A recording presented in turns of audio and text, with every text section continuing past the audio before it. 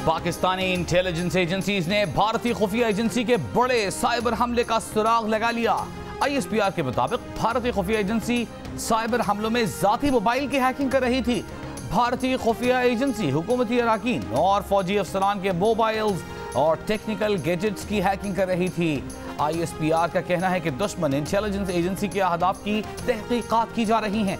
पाक आर्मी ने ऐसी सरगर्मियों को नाकाम बनाने के लिए मजीद इक़दाम किए हैं। इन इक़दाम में साइबर सिक्योरिटी SOPs की खिलाफ वर्जी करने वालों के खिलाफ कार्रवाई भी शामिल है। नैब ने वज़ीर आला पंजाब को शराब लाइसेंस केस में बुलाकर असासों की छानबीन भी शुरू कर दी। उस्मान बुज़दार से असासों की तफसीलात मांग ली। वज़ीर आला पंजाब से जनूबी पंजाब में मुख्तलिफ नामों से जायदाद खरीदने का सवाल, रिश्तेदारों के नाम पर जायदादें बनाने से मुतालिक पूछगछ। ज़राए के मुताबिक वज़ीर आला हर सवाल के जवाब में अभी पता नहीं कहते रहे। नैब में पेशी की अंदरूनी कहानी सामने आ गई। नैब ने उस्मान बुज़दार को 18 अगस्त को जवाब जमा कराने की हिदायत की। उस्मान बुज़दार ने कहा कि लाइसेंस के मामले पर इबहम दूर करने के लिए हकायक नैब के सामने रखे।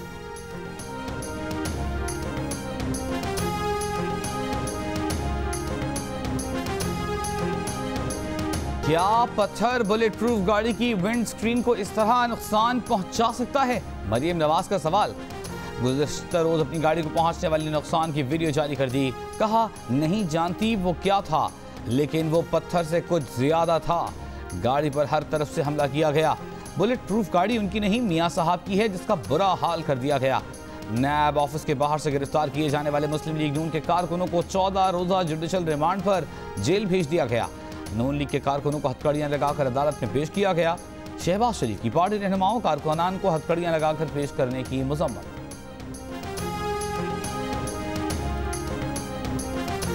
कौमी असम्बली के इजलास में नैब लाहौर के दफ्तर के बाहर हंगामा आराई की बाज़गश्त। ख्वाजा आसिफ ने कहा कि राना तनवीर कल स्पीकर के चैम्बर में बैठे हुए थे और उनके खिलाफ पर्चा हुआ।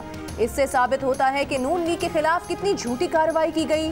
हम लोगों के हुकूक के लिए कानून साजी कर रहे हैं और पंजाब हुकूमत क्या कर रही है? शाह महमूद कुरैशी बोले कि लोग जानना चाहेंगे कि यकदम गाड़ियों में पत्थर कहां से नमूदार हुए, लेकिन अगर राना तनवीर मौके पर नहीं थे तो उनका नाम नहीं आना चाहिए।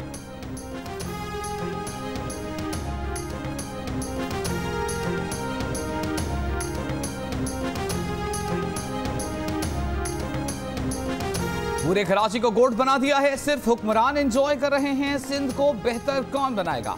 क्या विफाकी हुकूमत को कहें कि आकर ठीक करे? सुप्रीम कोर्ट का एक बार फिर सूबाई हुकूमत की कारकर्दगी पर बरहमी का इजहार। अटॉर्नी जनरल ऑफ पाकिस्तान ने सुप्रीम कोर्ट को बताया कि कराची के मामले पर संजीदगी से सोच रहे हैं। तमाम आईनी और कानूनी पहलुओं पर गौर किया जा रहा है। हतमी बात नहीं कर सकता, लेकिन फैसला जल्द होगा। अदालत ने कराची के तमाम नालों की सफाई का काम NDMA को देने का हुक्म दे दिया। कहा हम आगे चलकर NDMA को मजीद जिम्मेदारियां देंगे।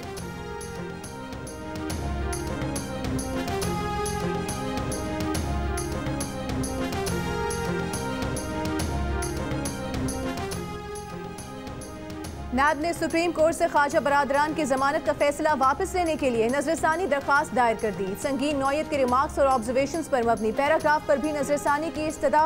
नैब का मौक़िफ़ है कि सुप्रीम कोर्ट की ऑब्जर्वेशन से ट्रायल मुतासर होगा। रूल्स के तहत नैब मुकदमात की 3 रुकनी बेंच समाअत कर सकता है। सुप्रीम कोर्ट के 2 रुकनी बेंच ने साद रफीक और सलमान रफीक को जमानत दी। अदालत ने लार्जर बेंच के वज़ा करदा उसूलों की खिलाफ वर्जी की। सुप्रीम कोर्ट करार दे चुकी है कि जमानत का फैसला मुख्तसर लिखा जाए। 2 रुकनी बेंच ने 87 सफ़ात का फैसला लिखा, जो अदालती फैसले के खिलाफ है।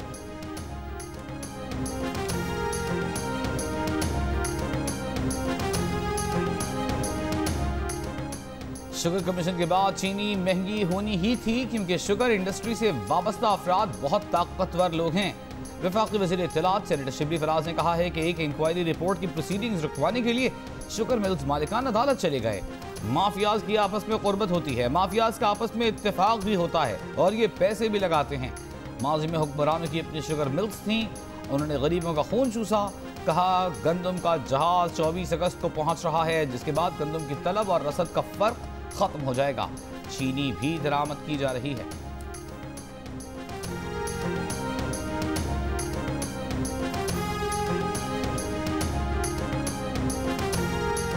हुकूमत ने कामयाब जवान प्रोग्राम के तहत कर्जे की हद 50 लाख रुपए से बढ़ाकर 2.5 करोड़ रुपए कर दी।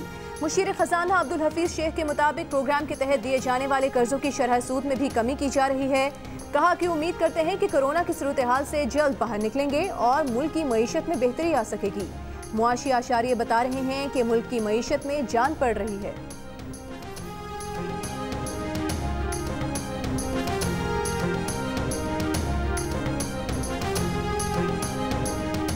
हमसे गलती हुई थी कि बीआरटी मंसूबे के लिए 6 माह का वक्त दिया था। वज़ीर आला खैबर पख्तूनख्वा महमूद खान का एतराफ, बोले गलती इंसान ही से होती है, लेकिन अब बीआरटी का वादा पूरा कर दिया। परवेज खरक ने बीआरटी मंसूबा अपनी जात के लिए नहीं लोगों के लिए शुरू किया था। कहा वज़ीर आज़म इमरान खान कल बीआरटी का इफ्तिताह करेंगे। मुआविन खुसूसी बराए बल्दियात ने कहा कि बात वाज़ेह हो चुकी है कि बीआरटी चले ऑपोजिशन जले। खैबर पख्तूनख्वा हुकूमत का बीआरटी मंसूबे के इफ्तिताह का ऐलान, लेकिन मंसूबा अभी नामुकम्मल। 3 डिपो, कमर्शियल प्लाजे और साइकिल ट्रैक पर काम मुकम्मल ना हो सका। साइकिल के लिए 32 स्टेशन कायम किए जाने थे, तहम सिर्फ 6 स्टेशन पर ही काम मुकम्मल हो सका। बीआरटी मंसूबा अक्टूबर 2017 में उस वक्त के वज़ीर आला खैबर पख्तूनख्वा परवेज खटक के दौर में शुरू किया गया था। मंसूबे के इफ्तिताह के लिए 8 बार तारीखें दी गईं। 49 अरब रुपए की लागत का तखमीना लगाया गया। 71 अरब रुपए से जायद में मुकम्मल हुआ।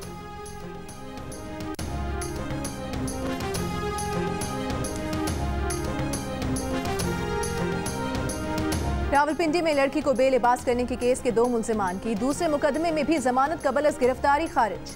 मुलजिमान पर थाना बनी के इलाके में लड़की से ज्यादती का मुकदमा दर्ज था। अदालत ने कहा कि वीडियो देखकर अंदाजा हुआ मुलजिमान इंतहाई खतरनाक हैं। मुलजिमान को इबरत का निशान बनाना होगा।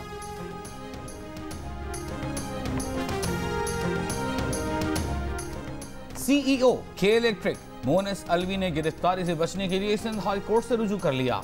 करंट से हलाकत के 2 मुकदमात में हिफाजती जमानत मंजूर। सिंध हाई कोर्ट का मुलजिमान को फी मुकदमा 50,000 रुपए के मचल के जमा कराने का भी हुक्म। डिफेंस में करंट लगने से जाँ बहक होने वाले नौजवान के अहल खाना ने सीईओ के इलेक्ट्रिक समेत 4 अफसरान के खिलाफ मुकदमा दर्ज कराया है।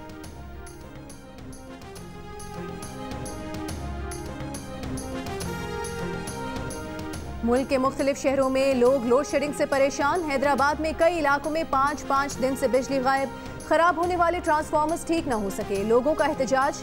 पेशावर में मुख्तलिफ इलाकों के रिहायशियों का बिजली की गैर एलानिया लोड शेडिंग के खिलाफ सुनहरी रोड पर एहतजाजी मुजाहरा। टायर्स जलाकर रोड ब्लॉक कर दी।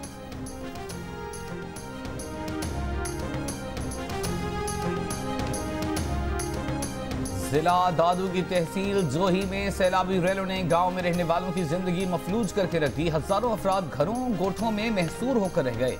मरीजों खुसूसन हामिला खवातीन को शदीद मुश्किलात का सामना। अद्वियात मैसर नहीं। काचू के मगरबी और मशरकी इलाकों के देहात का आज 5वें रोज भी जोही से जमीनी राबिता मुनक़ता है। सियाहती मरकज गोरख हिल स्टेशन का भी जमीनी राबिता अब तक बहाल नहीं हो सका।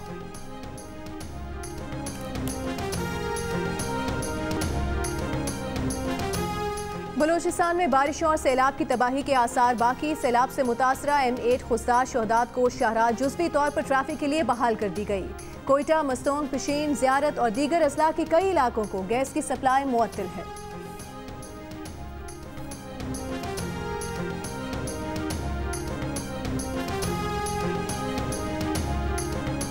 लाहौर और रावलपिंडी इस्लामाबाद में मेट्रो बस सर्विस बहाल। बस पर रश मामूल से कम रहा। मेट्रो बस का अमला कोरोना कवायद पर अमल करता नजर आया, लेकिन मुसाफिरों ने बसों पर मास्क लाजमी पहनने की तहरीर नजरअंदाज कर दी। बेशतर मुसाफिरों ने बगैर मास्क सफर किया। सिंध में 15 अगस्त से निजी तालीमी इदारे नहीं खोलने दिए जाएंगे। डीजी प्राइवेट स्कूल्स ने कहा है कि वालिदैन अपने बच्चों को स्कूल भेजने से गुरेज करें। हुकूमती अहकामात के बाद तालीमी इदारे खोले जाएंगे। खिलाफ वर्जी करने वालों के खिलाफ कानूनी कार्रवाई की जाएगी।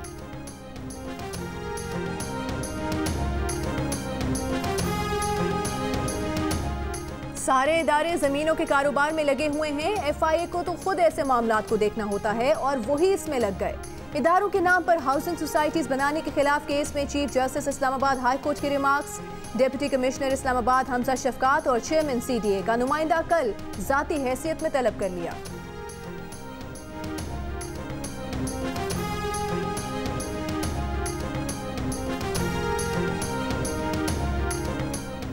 इक्तिसादी राबिता कमेटी ने न्यूयॉर्क में रोजेवेल्ट होटल के $105 बिलियन के वाजिबात अदा करने की उसूली मंजूरी दे दी।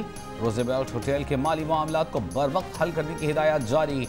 कामयाब जवान प्रोग्राम तमाम शहरियों के लिए बिला इम्तियाज शुरू करने की भी मंजूरी।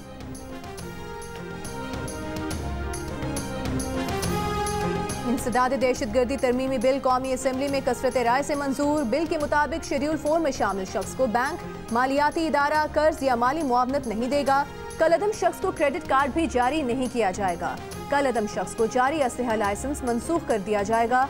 दहशतगर्दी के लिए माली मुआवनत या सहूलत पर 5 करोड़ रुपए जुर्माना होगा। कोई अफसर, मुलाजिम या डायरेक्टर मुर्तकब हुआ तो 5 से 10 साल तक की सजा, 2.5 करोड़ जुर्माना होगा।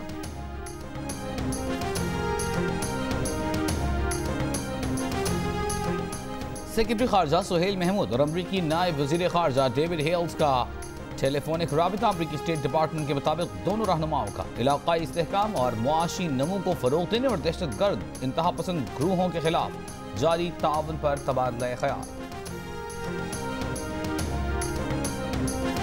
एडिटर इन चीफ जंग और जियो ग्रुप मीर शकीलुर रहमान 152 रोज से कैद में। मीर शकीलुर रहमान की गिरफ्तारी रोजनामा जंग, द न्यूज और जियो टीवी बंद करने की कोशिशों के खिलाफ मुख्तलिफ शहरों में एहतजाज का सिलसिला जारी।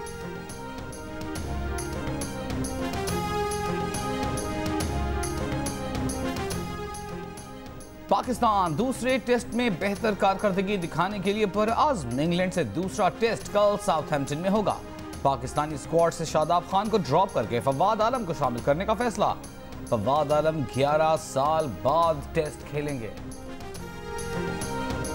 यौम आज़ादी में 2 दिन बाकी, मुल्क भर में जश्न आज़ादी की तैयारियां जोर पकड़ गईं। आप जश्न आज़ादी की तैयारी कैसे कर रहे हैं? अपनी 10 सेकंड की वीडियो या तस्वीर हमें भेजिए। जियो न्यूज़ दुनिया को पाकिस्तानियों का जज्बा दिखाएगा।